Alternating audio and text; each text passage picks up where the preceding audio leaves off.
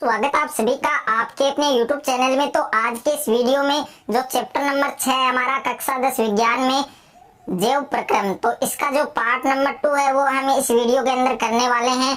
तो वीडियो को आपको कंप्लीट देखना है और इससे पहले आपके जो पार्ट 1 है उसका वीडियो ऑलरेडी अपलोड हो चुका है। अगर आपने उस वीडियो को नहीं देखा है तो पहले आपको उस वीडियो को देखना है और उस वीडियो का जो लिंक है वो आपको डिस्क्रिप्शन में मिल जाएंगे। तो साथ साथ में ये नोट्स हैं आपके, इनको आप साथ साथ में अपने नोटबुक में भी लिख सकते हैं या आप इनको परचेज भी कर सकते हैं।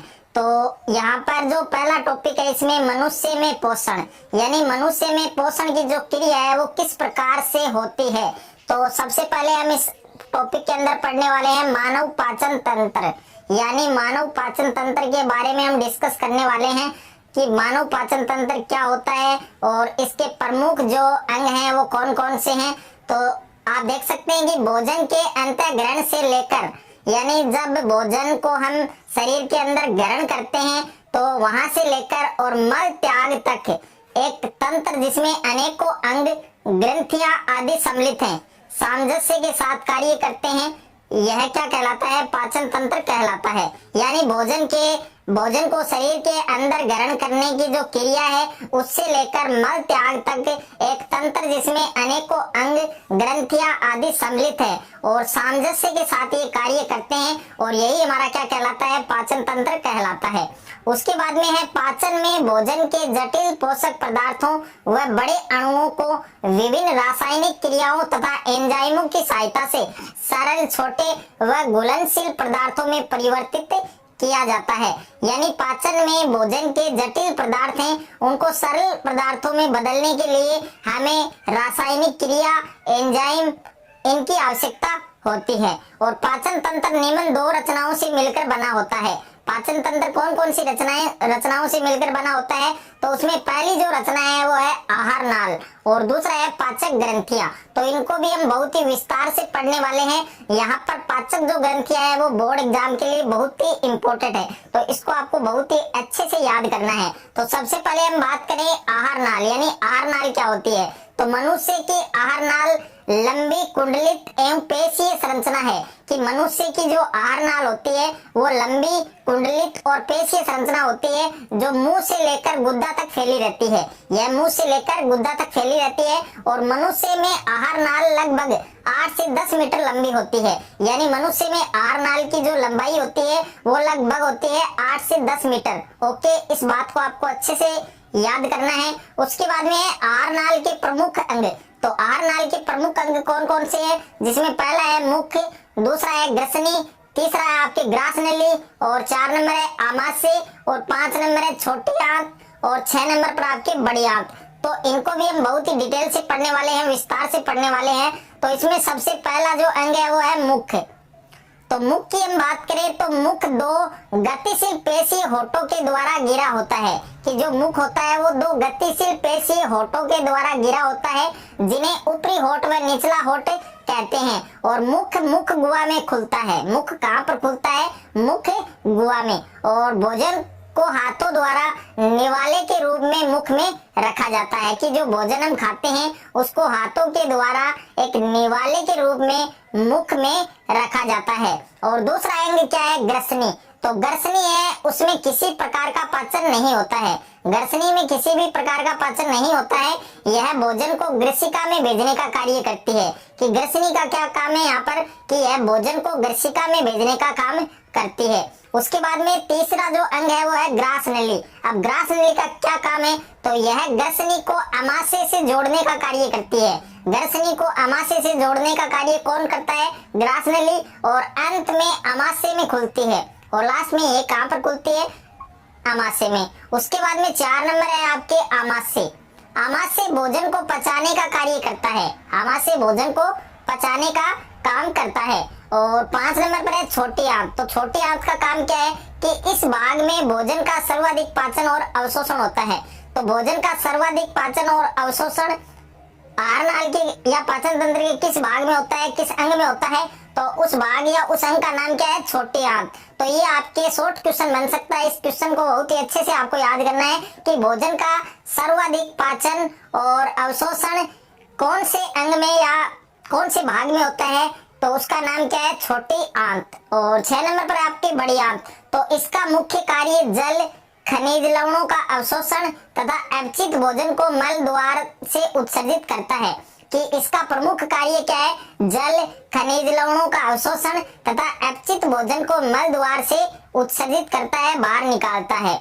उसके बाद में है हमारे अमाशय में अमल की भूमिका, यानी हमारे अमाशय में अमल की क्या भूमिका है, अमल का क्या योगदान है। तो इस टाइप का क्वेश्चन भी आपके एग्जाम में जो बुक है उसमें दिया हुआ है, तो वो भी आप देख सकते हैं। और ये इंपॉर्टेंट क्वेश्चन है, आपके एग्जाम में भी आ सकता है कि हमारे उदर में, हमारे अमाशय में अमल की क्या भूमिका है, अमल का क्या योगदान है। तो इस टाइप से क्वेश्चन है वो आपके बोर्ड एग्जाम में आ सकता है। तो इसका आंसर आप कैसे लिखेंगे कि हमारे अमाशय में उपस्थित जठर ग्रंथियों द्वारा HCl स्रावित होता है, यानी हाइड्रोक्लोरिक अम्ल है वो स्रावित होता है। कि हमारा जो अमाशय होता है उसमें उपस्थित जठर ग्रंथियां है उनके द्वारा HCl है वो स्रावित होता है, और यह अमाशय में अम्लीय माध्यम बनाता है। जो अमाशय होता है उसमें अम्लीय माध्यम है वो बनाता है, और HCl भोजन के साथ आए जीवाणुओं को नष्ट करके भोजन को सड़ने से भी बचाता है।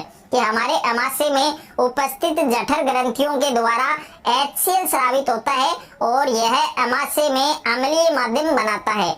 HCl भोजन के साथ आए जीवाणुओं को नष्ट करके भोजन को सड़ने से भी बचाता है। उसके बाद में है आपके पाचक एंजाइमों के कार्य, यानी पाचक एंजाइम है उनके क्या कार्य हैं। तो एंजाइम कार्बनिक जैव उत्प्रेरक हैं। एंजाइम है वो क्या होते हैं, कार्बनिक जैव उत्प्रेरक होते हैं, जो विभिन्न जैव रासायनिक क्रियाओं की दर को क्या करते हैं, बढ़ा देते हैं। और ये पाचन क्रिया में कार्बोहाइड्रेट, प्रोटीन व वसा के पाचन को सुगम बनाते हैं। और मुख्य गुहा में एमिलेस नामक एंजाइम कार्बोहाइड्रेट का आंशिक पाचन करके इसे माल्टोज में बदलता है, और उदर में लाइपेज नामक एंजाइम वसा को वसीय अम्ल और गिल्सरोल में बदलता है। कि एंजाइम है वो कार्बनिक जैव उत्प्रेरक होते हैं, जो विभिन्न जैव रासायनिक क्रियाओं की दर को क्या कर देते हैं, बढ़ा देते हैं। और ये पाचन क्रिया में कार्बोहाइड्रेट, प्रोटीन और वसा के पाचन को सुगम बनाते हैं। और मुख्य गुहा होती है उसमें एमिलेस नामक एंजाइम होता है, जो कार्बोहाइड्रेट का क्या करता है, पाचन करता है, और पाचन करके उसे माल्टोज में बदल देता है। कौन से एंजाइम को, एमिलेस को। किसमें बदलता है, माल्टोज में। और उधर में कौन सा अम्ल होता है आपके, लाइपेज नामक एंजाइम होता है। क्या होता है, लाइपेज नामक एंजाइम, जो वसा को वसीय अम्ल या किसमें बदलता है, गिल्सरोल में बदलता है। उसके बाद में है यकृत के कार्य, यानी यकृत के क्या क्या कार्य हैं। तो मैंने यहाँ पर 4 कार्य लिए जो इम्पोर्टेंट है, और इन 4 कार्य को आपको अच्छे से याद करना है। इसमें पहला कार्य क्या है कि यकृत है वो पीत रस का श्रावण करता है। यकृत क्या करता है, लीवर क्या करता है, पीत रस का श्रावण करता है, जो अमाशय से आए भोजन को क्षारीय बनाता है। अमाशय से जो भी भोजन आया है उसको क्या करता है, क्षारीय बनाता है। और दूसरा कार्य क्या है कि यकृत ग्लाइकोजन के रूप में भोजन का संचय करता है। यकृत है वो ग्लाइकोजन के रूप में भोजन का क्या करता है, संचय करता है। और तीसरा कार्य क्या है कि यकृत वसा और विटामिन का संचय करता है। यकृत वसा और विटामिन का भी संचय करता है। और 4 नंबर है यकृत वसा के इमल्सीकरण में सहायक होता है। यकृत है वो वसा के इमल्सीकरण में क्या होता है, सहायक होता है, जो भोजन को सड़ने से रोकता है। उसके बाद में है शोषण, यानी शोषण क्या होता है। तो शोषण की सबसे पहले हम परिभाषा की बात करेंगे, उसके बाद में इसके प्रकार। तो शोषण की परिभाषा क्या है कि कार्बनिक भोज्य पदार्थों का ऑक्सीकरण द्वारा विघटन है वो शोषण कहलाता है। कि कार्बनिक भोज्य पदार्थों का ऑक्सीकरण द्वारा विघटन क्या कहलाता है, शोषण। और इस क्रिया में ऊर्जा उत्पन्न होती है। इस क्रिया में क्या होती है, एनर्जी है वो उत्पन्न होती है। उसके बाद में है आपके शोषण के प्रकार, यानी पहले आपको शोषण की परिभाषा याद करनी है, उसके बाद में है शोषण के प्रकार। तो शोषण की अगर हम बात करें तो शोषण के 2 प्रकार होते हैं। पहला है आपके वायवीय शोषण और दूसरा है आपके अवायवीय शोषण। अब वायवीय शोषण क्या होता है, जो वायु की उपस्थिति में होता है, यानी ऑक्सीजन की उपस्थिति में होने वाले शोषण को हम क्या कहते हैं, वायवीय शोषण। तो ऑक्सीजन की उपस्थिति में होने वाले शोषण को हम कहते हैं वायवीय शोषण। और वायवीय शोषण है वो अधिकांश प्राणियों एवं पादपों द्वारा संपन्न किया जाता है। और इस प्रक्रिया में ग्लूकोज का पूर्ण होकर CO2 जल तथा मोचित ऊर्जा यानी ATP का निर्माण होता है। और वायवीय श्वसन में ऊर्जा का मोचन अत्यधिक होता है। यानी जो वायवीय श्वसन होता है वो ऑक्सीजन की उपस्थिति में होता है, वायु की उपस्थिति में होता है। और ऑक्सीजन की उपस्थिति या वायु की उपस्थिति में होने वाले श्वसन को हम क्या कहते हैं? वायवीय श्वसन कहते हैं। और वायवीय श्वसन है वो अधिकांश प्राणियों में या पादपों द्वारा संपन्न किया जाता है। और इस प्रक्रिया में ग्लूकोज का पूर्ण होकर CO2 जल तथा मोचित ऊर्जा यानी ATP का निर्माण होता है। और वायवीय श्वसन में ऊर्जा का मोचन ज्यादा होता है, अत्यधिक होता है। और ये जो रासायनिक क्रिया है ये आपको अच्छे से याद करनी है। सबसे पहले है ग्लूकोज, और ग्लूकोज के कितने अणु हैं? एक अणु है। और कोशिका द्रव्य या फिर ग्लाइकोलाइसिस की उपस्थिति में क्या बनेगा? आपके पाइरूवेट। और पाइरूवेट के यहाँ पर कितने अणु हैं? 2 अणु। और ये माइटोकॉन्ड्रिया में या ऑक्सीजन की उपस्थिति में कार्बन डाइऑक्साइड, जल और ATP बनाते हैं। यानी ATP का मोचन होता है, ज्यादा मोचन होता है, अत्यधिक मोचन होता है। और यहाँ पर ATP का और ADP का पूरा नाम आपके बोर्ड परीक्षा में पूछा जा सकता है शॉर्ट क्वेश्चन के रूप में। यानी ATP का पूरा नाम लिखिए या ADP का पूरा नाम लिखिए या फिर दोनों का भी आपके आ सकता है। तो ATP का पूरा नाम क्या होता है? आपके एडिनोसिन ट्राइफॉस्फेट। ATP की फुल फॉर्म क्या होती है? आपके एडिनोसिन ट्राइफॉस्फेट। और ADP की फुल फॉर्म क्या होती है? ADP का पूरा नाम क्या होता है? Adenosine diphosphate. Okay, adenosine diphosphate. तो ये आपको अच्छे से ध्यान रखना है। उसके बाद में सेकंड है आपके अवायवीय श्वसन। अब अवायवीय श्वसन क्या होता है? जो वायु की अनुपस्थिति में होता है, यानी जो ऑक्सीजन की अनुपस्थिति में होता है। तो ऑक्सीजन की अनुपस्थिति में होने वाले श्वसन को हम क्या कहते हैं? अवायवीय श्वसन कहते हैं। यानी जो ऑक्सीजन की अनुपस्थिति में होता है उसे हम अवायवीय श्वसन कहते हैं। और इसके द्वारा भोज्य पदार्थों का अपूर्ण ऑक्सीकरण होता है। इसमें जो भोज्य पदार्थ हैं उनका क्या होता है? अपूर्ण ऑक्सीकरण होता है। और इसमें अपेक्षाकृत कम ऊर्जा उत्पन्न होती है, अपेक्षाकृत कम ऊर्जा उत्पन्न होती है। और अवायवीय श्वसन है जो सूक्ष्म जीवी जैसे यीस्ट इनमें पाया जाता है। अवायवीय श्वसन किनमें होता है? जो सूक्ष्म जीवी होते हैं जैसे यीस्ट इनमें होता है। तो ये आपको ध्यान रखना है। उसके बाद में ये रासायनिक क्रिया आपके ये आपको अच्छे से याद करनी है। ओके, और उसके बाद में है ATP। तो ATP जो टॉपिक है उससे आपके बोर्ड परीक्षा में एक क्वेश्चन है वो कंफर्म पूछा जाएगा। तो ATP को आपको अच्छे से तैयार करना है। ATP पर आपके टिप्पणी भी आ सकती है कि ATP पर टिप्पणी लिखिए। तो सबसे पहले ATP का पूरा नाम, तो ATP का पूरा नाम क्या होता है? Adenosine triphosphate. और अधिकांश कोशिकीय प्रक्रमों के लिए ATP ऊर्जा मुद्रा है। और श्वसन क्रिया में विमोचित ऊर्जा का उपयोग ADP तथा अकार्बनिक फास्फेट से ATP अणु बनाने में किया जाता है। तो और ये जो ATP का निर्माण हुआ है ADP और फास्फेट से ऊर्जा की उपस्थिति में, तो इस प्रकार आपके ATP का निर्माण होता है। और ATP की जो फुल फॉर्म होती है वो एडिनोसिन ट्राइफॉस्फेट। उसके बाद में इन ATP का प्रयोग शरीर की विभिन्न क्रियाओं में किया जाता है। और ATP के एक उच्च ऊर्जा बंध के खंडित होने से 30.5 kg प्रति मोल के तुल्य ऊर्जा मुक्त होती है। उसके बाद में है पौधों में श्वसन क्रिया। यानी जो पौधे होते हैं, पेड़ पौधे होते हैं, उनमें श्वसन क्रिया किस प्रकार से होती है? तो पौधों में ऑक्सी तथा एनॉक्सी दोनों प्रकार का श्वसन पाया जाता है।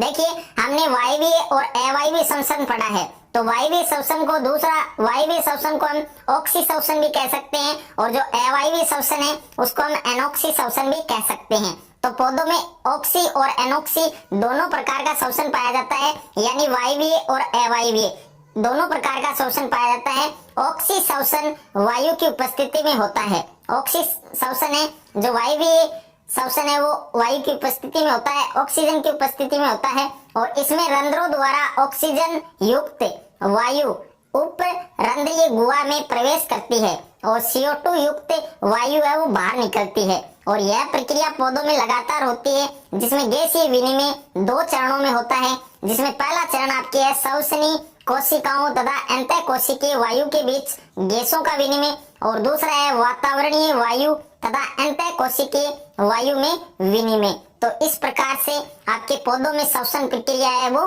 पूर्ण होती है। और उसके बाद में नेक्स्ट है आपके जंतुओं में श्वसन। यानी जो जीव जंतु होते हैं उसमें श्वसन प्रक्रिया किस प्रकार से होती है। तो जंतुओं में पर्यावरण से ऑक्सीजन लेने और उत्पादित CO2 को बाहर निकालने के लिए भिन्न भिन्न प्रकार के अंगों का विकास हुआ। और स्थलीय प्राणी वायु से ऑक्सीजन लेते हैं, परंतु जलीय जीव जल में विलेय ऑक्सीजन का उपयोग करते हैं। और भिन्न भिन्न प्राणियों में श्वसन के भिन्न भिन्न तरीके हैं वो पाए जाते हैं। और यहाँ पर 5 पॉइंट है टोटल। इन 5 पॉइंट को आपको अच्छे से याद करना है, जिसमें पहला पॉइंट है कि सरल एक कोशिकीय प्राणी जैसे अमीबा में श्वसन कोशिका कला द्वारा गैसों के साधारण विसरण द्वारा होता है। और दूसरा है कुछ प्राणी जैसे केचुए अपनी त्वचा द्वारा गैसों का क्या करते हैं, विनिमय करते हैं। और तीसरा पॉइंट है कि जलीय जंतु जैसे मछली अपने मुंह द्वारा जल लेती है और बलपूर्वक इसे क्लोमों तक पहुंचाती है, जहां विलेय ऑक्सीजन रुधिर में क्या हो जाती है, विसरित हो जाती है। और 4 नंबर है यहाँ पर कीटों में गैसों के आदान प्रदान के लिए श्वास रंध्र तथा श्वास नली पाए जाते हैं। और 5 है कि स्थलीय प्राणी जैसे पक्षी, कुत्ता, मनुष्य आदि में श्वसन के लिए क्या पाए जाते हैं, फेफड़े पाए जाते हैं। तो इस प्रकार से ये पार्ट भी आपके कंप्लीट होता है। और जो नेक्स्ट जो पार्ट है इसका वो उस पर वीडियो है वो जल्दी आएगा। तो चैनल को आप सब्सक्राइब करके रखें और वीडियो आपको अच्छा लगे तो वीडियो को ज्यादा से ज्यादा लाइक करें और दोस्तों के साथ शेयर करें।